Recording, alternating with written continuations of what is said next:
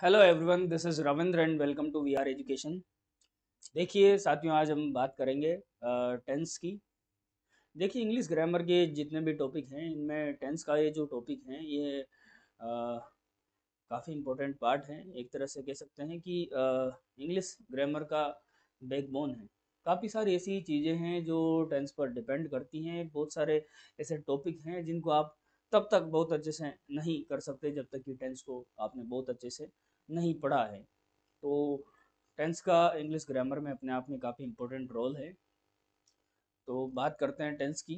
देखिए, जब भी हम कोई सेंटेंस फॉर्म करते हैं, क्या जब भी हम कोई सेंटेंस फॉर्म करते हैं तो दो चीज़ें हमें देखने को मिलती हैं। एक सब्जेक्ट और एक वर्ब। सब्जेक्ट और वर्ब, ये दो चीज़ें हमें सेंटेंस में देखने को मिलती हैं। देखिए, ये जो वर्ब हैं ये सेंटेंस का सबसे इम्पोर्टेंट पार्ट होता है। अब आप मेरे से पूछेंगे कि वर्ब करता क्या है सेंटेंस में। तो यदि अपन वर्ब की बात करें तो जो वर्ब है वो सेंटेंस में या तो कोई एक्शन की बात करता है या फिर किसी स्टेट को बताता है। वर्ब क्या करता है? Verb shows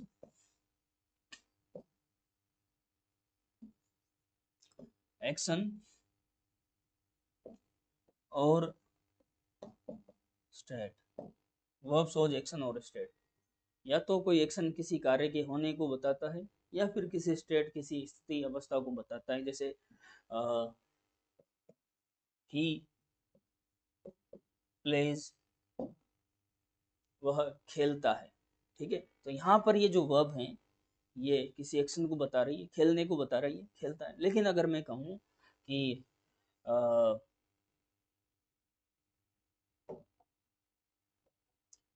C is a doctor, she is a doctor, तो यहाँ पर ये जो वर्ब है इज, इस सेंटेंस में ये किसी एक्शन को न बता के किसी के होने की बात हो रही है। यहाँ पर वह एक डॉक्टर है, मतलब किसी के होने की, किसी की अवस्था की बात हो रही है, होने की बात हो रही, ना कि किसी एक्शन की, हाँ, किसी कार्य की। तो यहाँ पर जो प्ले है ये एक्शन को बता रहा है। और यहाँ एज की अगर बात करें तो इसके द्वारा यहाँ पर स्टेट, स्थिति की बात हो रही है ना, ना कि किसी कार्य के होने की। तो देखिए, जो वर्ब हैं वो या तो एक्शन की बात करती है या फिर स्टेट। अब हमारा जो क्वेश्चन है वो ये है कि फिर टेंस किसे कहेंगे। तो देखिए, जब भी हम कोई सेंटेंस फॉर्म करते हैं तो वर्ब की तीन फॉर्म में से फर्स्ट, सेकंड, थर्ड जो फॉर्म होती है तीन, उसमें से किसी एक वर्ब की फॉर्म की मदद से हम सेंटेंस को अ, बनाते हैं। तो वर्ब की वह फॉर्म उस सेंटेंस में हमें समय की जानकारी देती है। ठीक है, कोई भी वर्ब, जैसे फॉर एग्जांपल गो, वेंट, गोन, है ना, तो कोई भी वर्ब हम यूज करके सेंटेंस कंस्ट्रक्ट करते हैं, बनाते हैं। तो वहाँ पर वर्ब की वह फॉर्म हमें समय की जानकारी देती है। और वर्ब की वह फॉर्म जो हमें किसी सेंटेंस में समय की जानकारी दे उसे हम कहते हैं टेंस। सिंपल सी डेफिनेशन की अगर अपन बात करें तो हम सिंपली कह सकते हैं कि टेंस जो है वो क्या है? Tense shows time.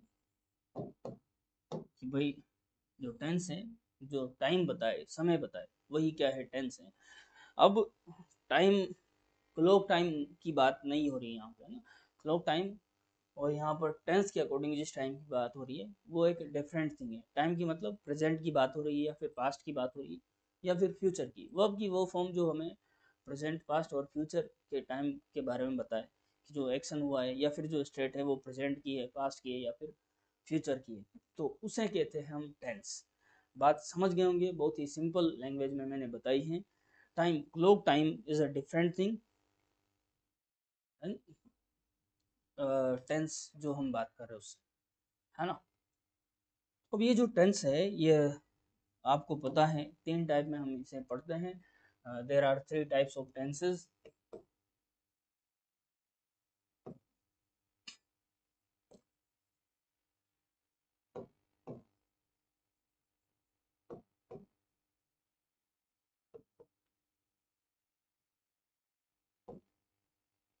टेंस, तीन टाइप हैं जो आप पढ़ते ही हैं जनरली, प्रेजेंट,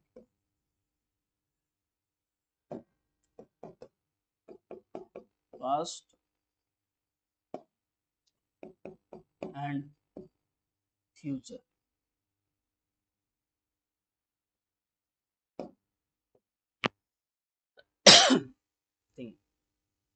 तीनों टेंस को चार चार पार्ट्स में डिवाइड किया गया है। जैसे प्रेजेंट की बात करें तो सिंपल प्रेजेंट, फिर present continuous, present perfect continuous. इसी तरह से पास्ट सिंपल, सिंपल पास्ट हो जाएगा, past continuous, past perfect continuous, और इसी तरह से फ्यूचर। तो इसी तरह से हम इनको फोर सब टाइप्स में डिवाइड करके बात करते हैं। इस लेक्चर में अपन सिंपल प्रेजेंट टेंस से बात करने वाले हैं। देखिए, ये हमारा टेंसेस का फर्स्ट लेक्चर है। यदि आपको वीडियो पसंद आ रहा है तो ज़्यादा से ज़्यादा लाइक करिएगा, साथियों में शेयर ज़रूर करें, और किसने चैनल को सब्सक्राइब नहीं किया है तो सब्सक्राइब करके बेल आइकन हिट करें ताकि नोटिफिकेशन आपको मिले सबसे पहले। चलिए, देखिए, आप में से कोई भी आरपीएससी से रिलेटेड किसी भी कॉम्पिटेटिव एग्जाम्स की तैयारी कर रहे हैं और इंग्लिश ग्रामर का पोर्शन आपके सिलेबस में है, तो लगभग इंग्लिश ग्रामर की सारी तैयारी मैं यहाँ पर आपको कराने वाला हूँ। यदि ग्रेड फर्स्ट और ग्रेड सेकंड की भी आप तैयारी कर रहे हैं तो ग्रेड फर्स्ट और ग्रेड सेकंड इंग्लिश का जो सिलेबस है उसे हम इस चैनल के माध्यम से कवर करने वाले हैं। तो ज़्यादा से ज़्यादा साथियों को इस वीडियो को शेयर करें और बने रहिएगा। बहुत ही सिंपल इजी वे में यहाँ पर मैं आपको काफ़ी चीज़ें सिखाने वाला हूँ। चलिए, बात करने वाले हैं आज अपन सिंपल प्रेजेंट टेंस है। तो हेडिंग डाल दीजिएगा आप, simple present tense, simple present tense. देखिए, जब हम टेंस पढ़ते हैं तो दो चीज़ें सबसे इम्पोर्टेंट होती हैं जिन्हें हमें टेंसेज में देखना होता है। पहला, उस टेंस के स्ट्रक्चर्स, ठीक है, और दूसरा उसके यूसेज। पहली बात अगर अपन करें तो जो भी टेंस आप पढ़ रहे हैं उसके स्ट्रक्चर्स आपको बहुत अच्छे से पता होने चाहिए।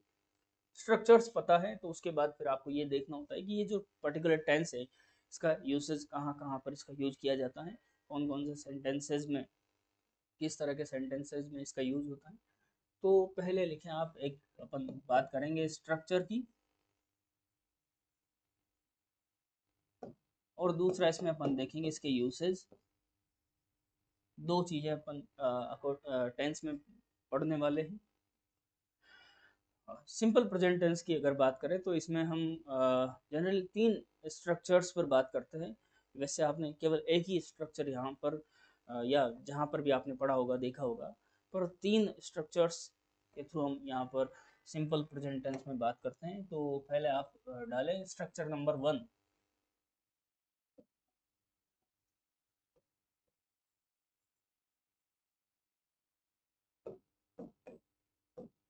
ठीक है, स्ट्रक्चर 1 की अपन बात कर रहे हैं। लिखिए, देखिए, सब्जेक्ट प्लस वर्ब की फर्स्ट फॉर्म के साथ एस या ईएस प्लस ऑब्जेक्ट। इस स्ट्रक्चर की मदद से आप एक अफर्मेटिव सेंटेंस फॉर्म कर लेते हैं। कौन सा? अफर्मेटिव।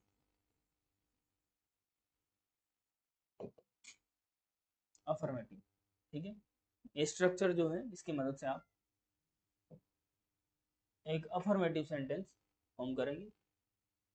फिर अगर अपन बात करें सब्जेक्ट प्लस डू या डज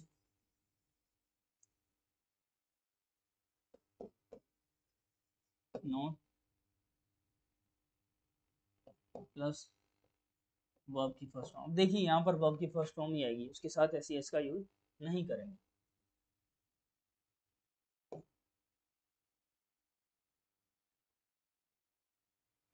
ऑब्जेक्ट, ठीक है। और ये जो स्ट्रक्चर है इसकी मदद से अपन एक नेगेटिव सेंटेंस फॉर्म कर लेंगे।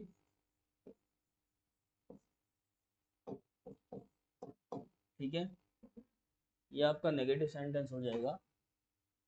और फिर एक होता है इंट्रोगेटिव। इंट्रोगेटिव की जब हम बात करेंगे तो कोई भी जब इंट्रोगेटिव सेंटेंस अपन फॉर्म करते हैं तो जो वर्ब हैं, हेल्पिंग वर्ब से अपन सेंटेंस को स्टार्ट करेंगे। मतलब जो सेंटेंस है उसको इन्वर्ट मतलब इन्वर्जन उल्टा कर देते हैं। तो do, does plus subject plus verb की फर्स्ट फॉर्म प्लस ऑब्जेक्ट और फिर क्वेश्चन मार्क, ये आपका हो जाएगा interrogative sentence.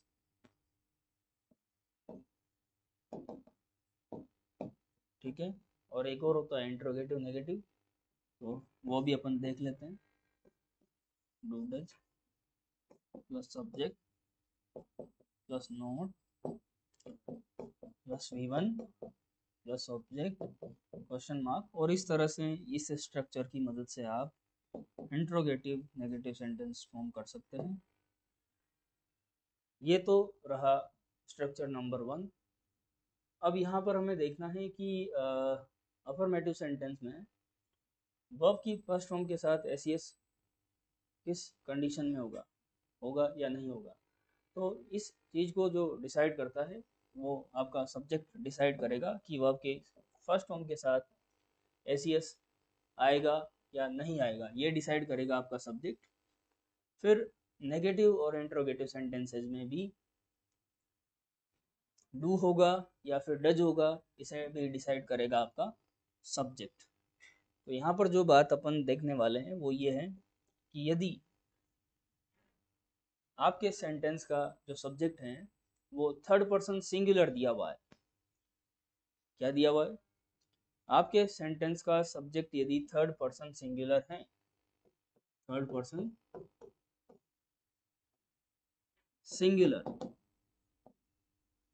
Third person singular है, तो अफर्मेटिव सेंटेंस में आप वर्ब की फर्स्ट फॉर्म के साथ एस का यूज करेंगे। और यदि आपका सेंटेंस नेगेटिव या फिर इंट्रोगेटिव है तो वहां पर आप डू और डज में से डज का यूज करेंगे। ठीक है, बात क्लियर है? अगर आपके सेंटेंस का सब्जेक्ट थर्ड पर्सन सिंगुलर दिया हुआ है तो अफर्मेटिव सेंटेंस में आप वर्ब की फर्स्ट फॉर्म के साथ एस का यूज करेंगे। और यदि सेंटेंस आपका नेगेटिव या फिर इंट्रोगेटिव है तो वहां पर डू और डज में से आप डज का यूज करेंगे। अब हमें यहाँ पर देखना है कि ये पर्सन होता क्या है। तो पर्सन की अगर बात करें तो पर्सन हमें यहाँ पर 3 तरह के देखने को मिलते हैं। इसमें एक फर्स्ट पर्सन, सेकंड पर्सन और थर्ड पर्सन। देखिए आपका जो सब्जेक्ट है वो या तो फर्स्ट पर्सन होगा या फिर सेकंड पर्सन होगा या फिर थर्ड पर्सन होगा, इन्हीं में से दिया हुआ होगा। तो फर्स्ट पर्सन सब्जेक्ट केस की जब हम बात करते हैं तो इसमें हम आई और वी को देखते हैं। सेकंड पर्सन सब्जेक्टिव केस की अगर बात करें तो यहाँ पर हम देखते हैं केवल यू को, और बाकी जितने भी बचे हैं वो आपके थर्ड पर्सन में आ जाते हैं। तो थर्ड पर्सन को हम यहाँ पर 2 पार्ट में डिवाइड करके देखेंगे। एक देखेंगे देखेंगे अपन थर्ड पर्सन सिंगुलर और दूसरा देखेंगे थर्ड पर्सन प्लूरल, है ना। तो एक अपन देख रहे हैं यहाँ पर सिंगुलर और एक इसमें अपन देखने वाले हैं प्लूरल। सिंगुलर की अगर अपन बात करें तो सिंगुलर में आपके ये सब he, she, it, this, that, he, she, it, this, that, और जितनी भी सिंगुलर नाउन, जितने भी सिंगुलर नाउन है ये आपके इसमें आ जाएंगे। इसके अलावा अगर अपन बात करें तो यहाँ पर जैसे एवरीवन, एवरीबॉडी,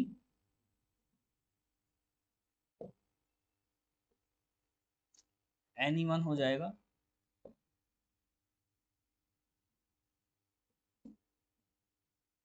नोबडी,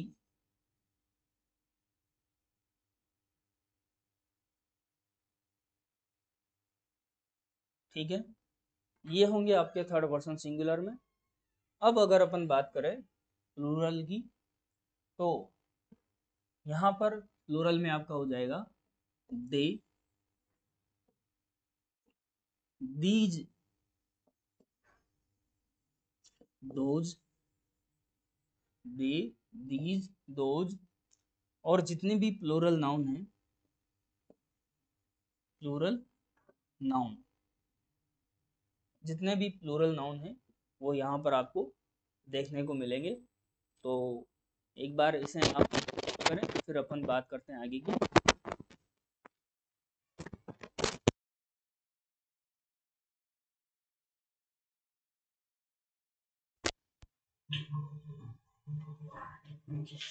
कर ले फिर नोट करें और फिर आगे बात करें अपन।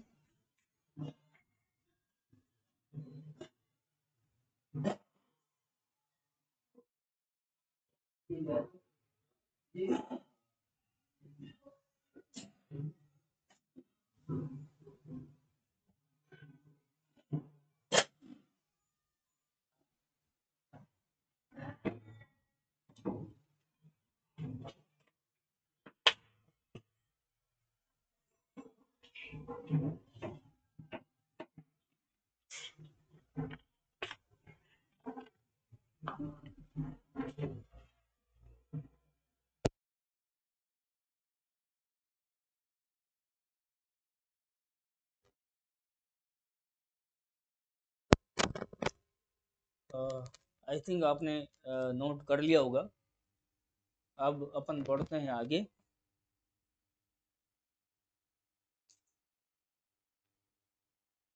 ठीक है,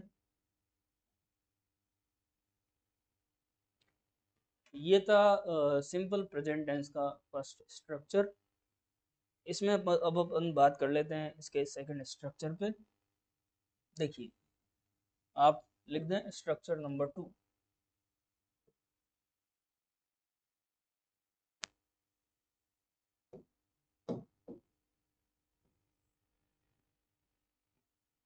structure 2,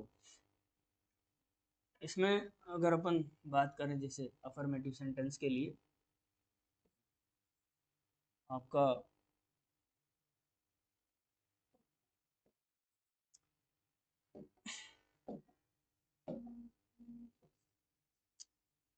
subject plus is, am, are plus complement,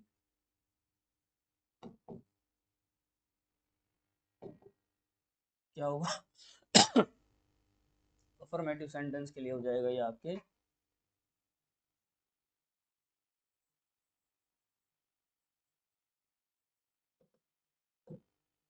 ठीक है।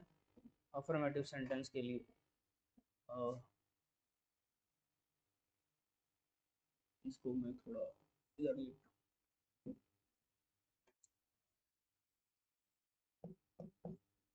ठीक है, दिख रहा है आपको? अब नेगेटिव की बात कर लेते हैं। उससे पहले आपके दिमाग में एक क्वेश्चन आ रहा होगा, ये कॉम्प्लीमेंट होता क्या है? तो देखिए, कॉम्प्लीमेंट की अगर बात करें तो कॉम्प्लीमेंट ऐसा शब्द होता है, ऐसा वर्ड होता है जो सब्जेक्ट को डिस्क्राइब करे। इज, एम, आर, वोज, वर, ये जो वर्ब होती है इन्हें हम कहते हैं लिंकिंग वर्ब। ठीक है, लिंकिंग वर्ब के जस्ट बाद आता है और सब्जेक्ट को क्या करता है, डिस्क्राइब करता है। अब इससे आप थोड़ा कम समझ रहे होंगे कि सब्जेक्ट को डिस्क्राइब करे कैसे। देखिए, अगर ये आप नहीं समझ पा रहे तो आप ये करेंगे कि आपका जो सब्जेक्ट है उसकी जगह पर अगर आप कॉम्प्लीमेंट को रख देते हैं तब भी सेंटेंस का जो मीनिंग है वही होता है। जैसे फॉर एग्जांपल यहाँ पर मैं लिखूं, सी इज अ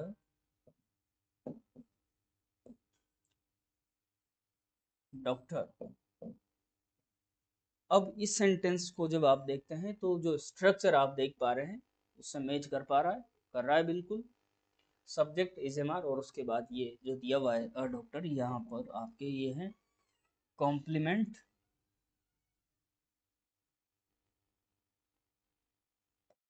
ये आपका सब्जेक्ट है ये वर्ब, लेकिन इसे हम लिंकिंग वर्ब कहते हैं, आप वर्ब ही समझ लें, ठीक है। ओके, अगर मैं यहाँ पर सी इज अ डॉक्टर, वह डॉक्टर है, अगर मैं डॉक्टर को यहाँ पर रख रहा हूँ, ये सी डॉक्टर कौन है, सी है, मतलब सी की बात हो रही है। और यहाँ पर अगर मैं लिखूँ डॉक्टर, डॉक्टर को यहाँ पर प्लेस कर देता हूँ, तब भी डॉक्टर मतलब सी ही है। कहने का मतलब यह है कि जब आप कॉम्प्लीमेंट को सब्जेक्ट की जगह पर प्लेस करते हैं तो वहाँ पर उस सेंटेंस में जो बात हम कहना चाह रहे हैं वो वही होती है, मतलब उसको अपन रिप्लेस कर सकते हैं, उसकी जगह पर अपन रख सकते हैं। तो बहुत सिंपल है कॉम्प्लीमेंट को समझना। और देखिए, जब आप पहली बार इस तरह से देखते हैं तो बहुत सी बार आपके दिमाग में और भी बातें घूम रही होती है, जैसे इजेमार, है ना। तो ये जो इजेमार मैंने यहाँ पर स्ट्रक्चर में लिखा है तो इजेमार देखते ही आप कॉन्टिन्यूस की तरफ नहीं दौड़ेंगे, ठीक है। इजेमार दिया हुआ है, इसका मतलब कंटिन्यूस नहीं होता है उसका, ठीक है। इजेमार दिया हुआ है, अगर उसके साथ में वर्ब फर्स्ट आईएनजी दिया हुआ है तो फिर वो प्रेजेंट कंटिन्यूस होगा। केवल इजेमार दिया हुआ है, दैट मीन वो सिंपल प्रेजेंट की ही बात कर रहा है। समझ पा रहे हैं बात को, बिल्कुल समझ पा रहे हैं। नेगेटिव भी आप फॉर्म कर लेंगे, बड़ा आसान है।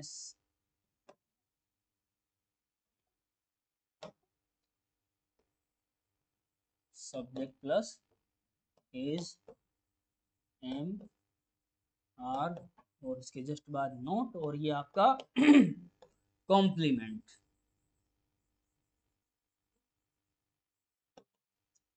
ठीक है। ये आपका नेगेटिव फॉर्म हो गया। इंट्रोगेटिव भी बड़ी आसानी से आप कंस्ट्रक्ट कर सकते हैं, और ये हो जाएगा। इसको मैं रफ कर देता हूँ यहाँ से, ये बात आपने समझ ली होगी। अभी जस्ट बताया फर्स्ट स्ट्रक्चर में कि जब हम सेंटेंस को इंट्रोगेटिव फॉर्म करते हैं तो क्या करते हैं, इन्वर्जन करते हैं, सेंटेंस को उल्टा कर देते हैं। मतलब जो वर्ब हमने लिखी है, अगर सेंटेंस में हेल्पिंग वर्ब है तो हेल्पिंग वर्ब से अपन उस सेंटेंस को स्टार्ट करते हैं, ठीक है। जैसे यहाँ पर हमने देखा इसे मार दिया हुआ है, तो इस एम आर से अपन स्टार्ट करेंगे। अब इतना आपको पता होगा कि कहाँ पर ई जाएगा और कहाँ पर एम और कहाँ पर आर, ये बातें बताना मैं वैसे आपको पता होगा इसलिए, ठीक है। और नहीं भी पता है तो हम आपको बताएंगे, ऐसा नहीं है। मैं आपको ये मान के यहाँ पर चीज़ें सिखा रहा हूँ कि आपको नहीं आता होगा। सब्जेक्ट प्लस कॉम्प्लीमेंट, और फिर आप क्वेश्चन मार्क लगा देंगे, ये आपका इंट्रोगेटिव। फिर इंट्रोगेटिव और नेगेटिव की अगर अपन बात कर लें तो देखिए, यहाँ पर भी अपन को ज़्यादा कुछ नहीं देखना है। Is am are plus subject plus not plus में कॉम्प्लीमेंट, और क्वेश्चन मार्क तो होगा ही सही। इसके एग्जाम्पल्स अपन ने अभी एक एग्जाम्पल अपन ने देखा था, इसी तरह के एग्जाम्पल्स अपन और भी देख सकते हैं। तो आपको ये ध्यान रखना है कि इजेमार दिया हुआ है, दैट मीन केवल इजेमार दिया हुआ है, वो सिंपल प्रेजेंट टेंस की बात कर रहा होगा। इसे एक बार नोट कर ले, फिर अपन बात करते हैं आगे।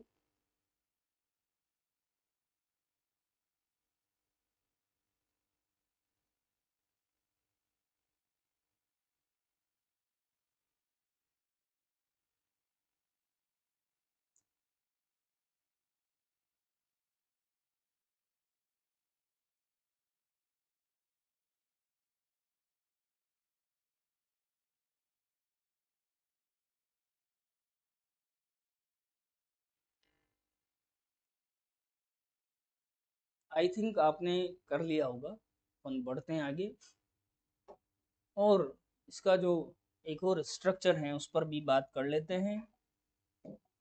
बात करना जरूरी भी है। लिख दें आप स्ट्रक्चर नंबर 3,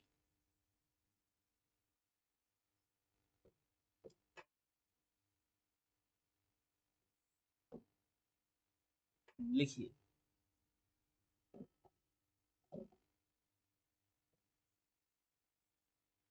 अफर्मेटिव सेंटेंस के लिए सब्जेक्ट प्लस हैज, हैव,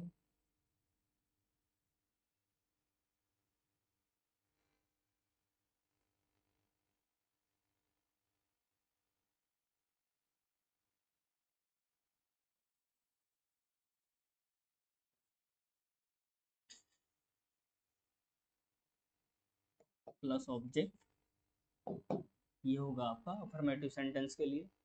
देखिए आपके दिमाग में ये विचार तो आता ही होगा कि हैज हैव दिया हुआ है दैट मीन्स सीधा प्रेजेंट परफेक्ट, नहीं। हैज हैव दिया हुआ है उसका मतलब सीधा प्रेजेंट परफेक्ट नहीं होता है, ये बात आप दिमाग से निकाल देंगे अगर आपके दिमाग में ऐसा कुछ है तो। हैज हैव दिया हुआ है और उसके जस्ट बाद अगर सेंटेंस में कोई ऑब्जेक्ट दिया हुआ है that mean the sentence is in present simple, simple present tense का वो सेंटेंस होगा। अगर वो होगा प्रेजेंट परफेक्ट का तो फिर हैज हैव के बाद वहाँ पर आपको वर्ब की थर्ड फॉर्म देखने को मिलेगी। तो ये बात आपको माइंड रखनी है, ठीक है। अब इसमें अगर अपन बात करें नेगेटिव सेंटेंस की, तो नेगेटिव सेंटेंस का स्ट्रक्चर दो तरह से अपन यहाँ पर फॉर्म कर सकते हैं। एक इस तरह से simply subject plus has, have plus not plus object, एक तो ये हो जाएगा। और इसके अलावा आप इस तरह से भी सब्जेक्ट प्लस डू या फिर डज प्लस हैव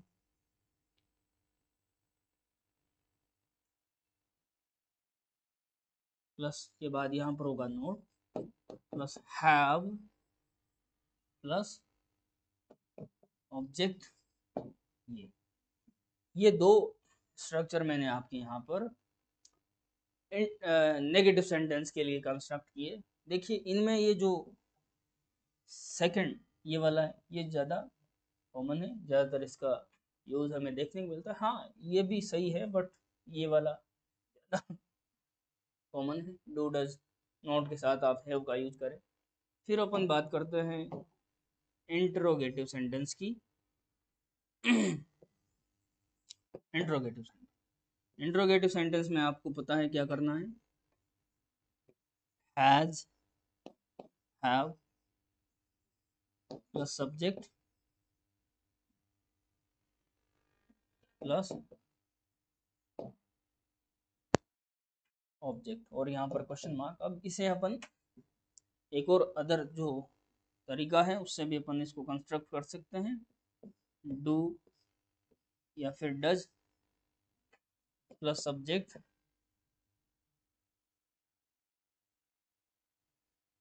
प्लस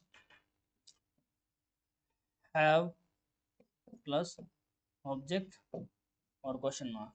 तो यहाँ पर भी ये जो तरीका है ये वाला ये ज़्यादा कॉमन है। हाँ इससे भी आप सेंटेंस को इंट्रोगेटिव में फॉर्म कर सकते हैं। और फिर उसके बाद अगर इंट्रोगेटिव नेगेटिव की अपन बात करें, इंट्रोगेटिव नेगेटिव की इसमें तो आप यहाँ पर सब्जेक्ट के बाद नोट का यूज़ करेंगे और इसे आप प्रॉपर वे में लिखना चाहे तो लिख सकते हैं।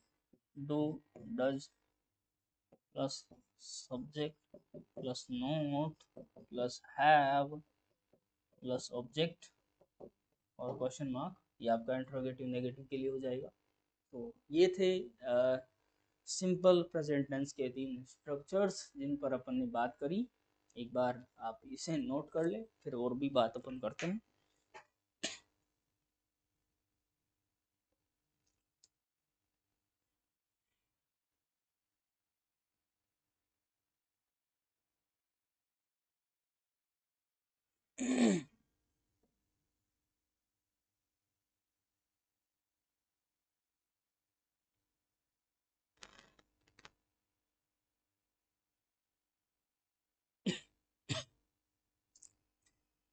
आई थिंक आपने नोट कर ली होंगी सारे जो स्ट्रक्चर हैं। बात करते हैं आगे। तो ये अपन ने तीन स्ट्रक्चर्स यहाँ पर देखे। अब इसके जो यूसेज हैं उन पर अपन बात करने वाले हैं। वन बाय वन जितने भी यूसेज हैं उनको देखने वाले हैं, कहाँ पर किस तरह से सिंपल प्रेजेंट टेंस का यूज किया जाता है। ठीक है, चलिए आप लिखिएगा यूसेज। ठीक है, इसमें फर्स्ट लिखें, फर्स्ट, और इसमें आप लिख दें habits and regular action.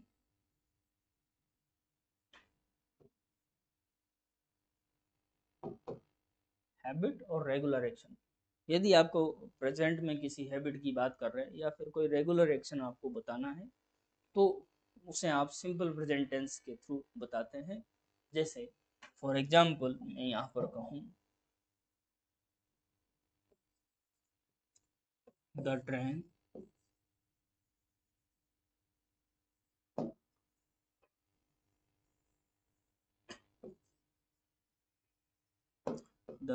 to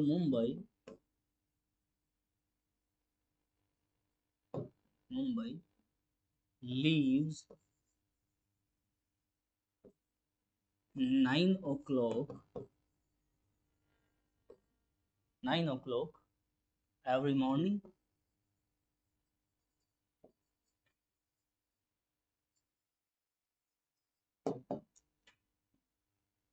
ठीक है, the train to Mumbai leaves 9 o'clock every morning, मतलब आप यहाँ पर एक रेगुलर एक्शन की बात कर रहे हैं कि मुंबई के लिए जो ट्रेन है वो रोज सुबह 9 बजे निकलती है।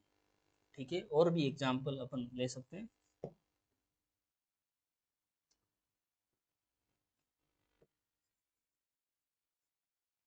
सी ऑलवेज मेक्स silly mistakes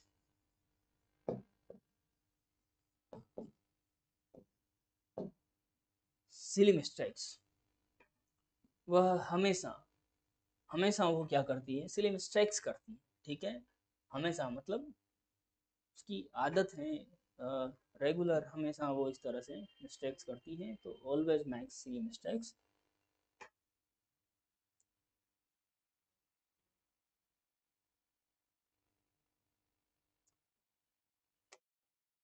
एक और एग्जांपल ले लें, he always speaks the truth, वह हमेशा सच बोलता है। ठीक है,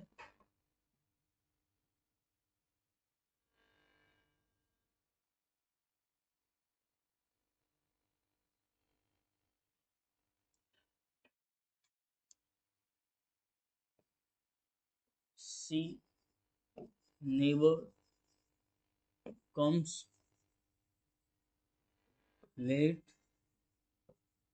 to the office,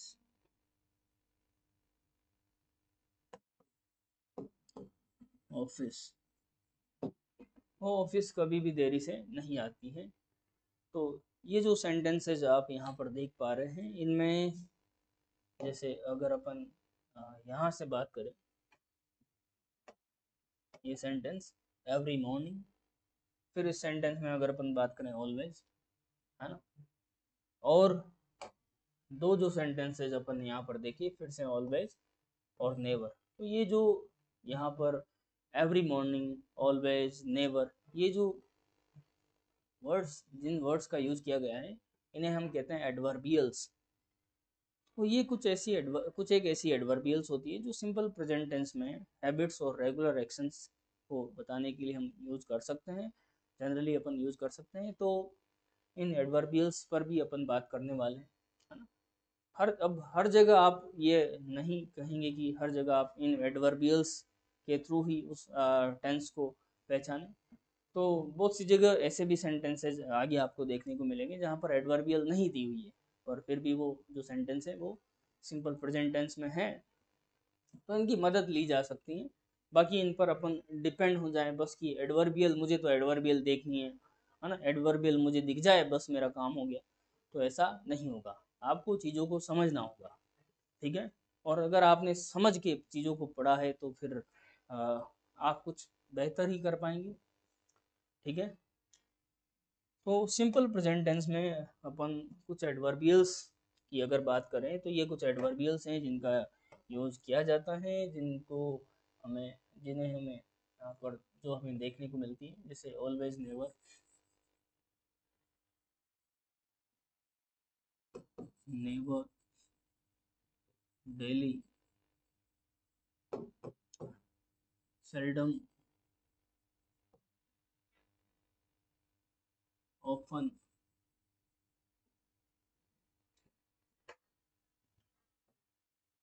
usually, generally, occasionally,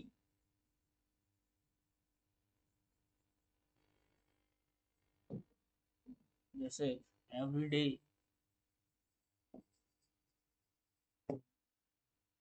every month,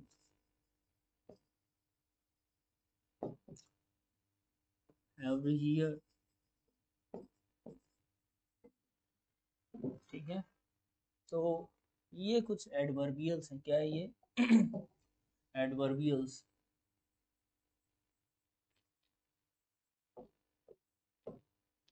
ठीक है, एडवर्बियल्स ये हमें सिंपल प्रेजेंट टेंस में, अगर हम बात करते हैं हैबिट्स और रेगुलर एक्शन, हैबिट्स और रेगुलर एक्शंस बताने के लिए इन एडवर्बियल्स का यूज़ हम करते हैं। और ये इसका फर्स्ट यूज हमने देखा है, इन्हें आप एक बार नोट कर लें।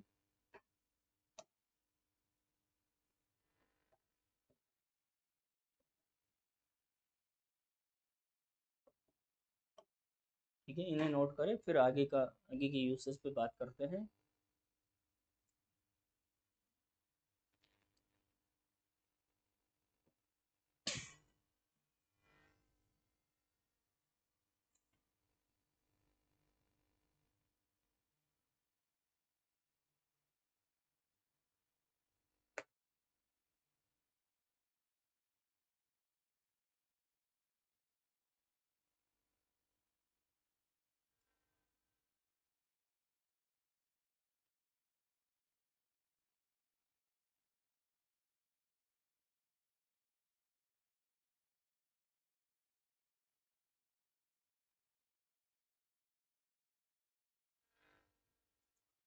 आई थिंक आपने नोट कर लिया होगा।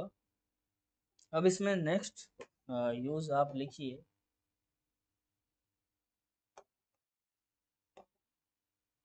साइंटिफिक। सेकंड लिखिए आप यूसेज में, साइंटिफिक एंड मैथमेटिकल फैक्ट्स।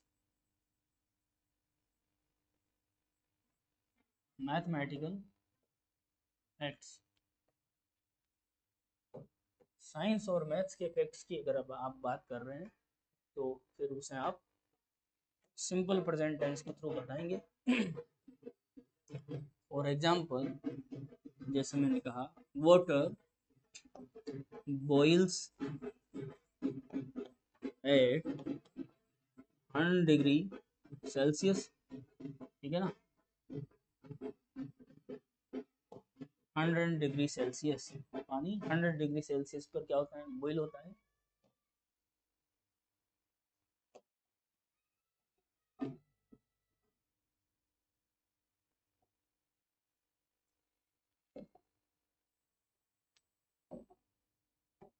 ठीक है, जैसे मैं कहूँ,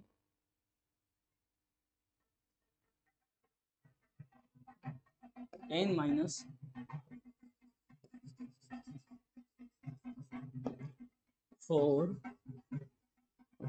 इज 6। तो ये मैथ्स की बात हो गई।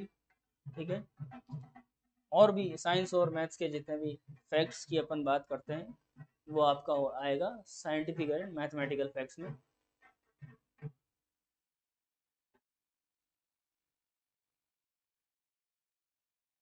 जैसे ये एग्जांपल अपन देख सकते हैं, ion expends on heating. Ion को जब हीट गर्म किया जाता है तो वो एक्सपेंड होता है, वो फैलता है। ठीक है, तो ये एक साइंस की बात है, साइंस का फैक्ट है, तो इसे हम सिंपल प्रेजेंट टेंस के थ्रू दिखाएंगे, एक्सपेंड्स। ठीक है, चलिए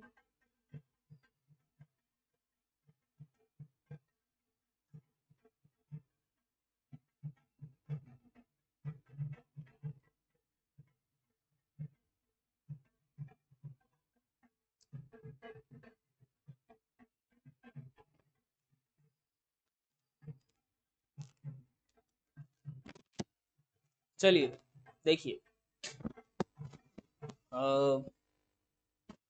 अब इसमें एक और यूज है, उसे अपन देख लेते हैं,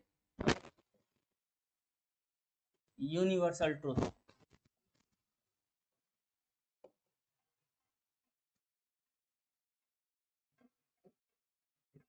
यूनिवर्सल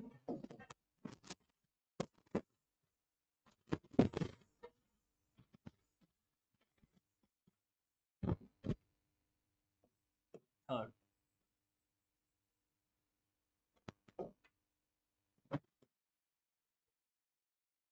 यूनिवर्सल ट्रूथ।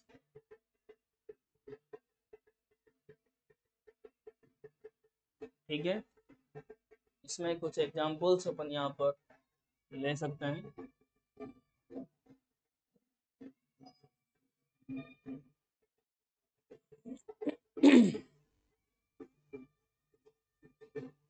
जैसे the earth moves, the earth moves round the sun।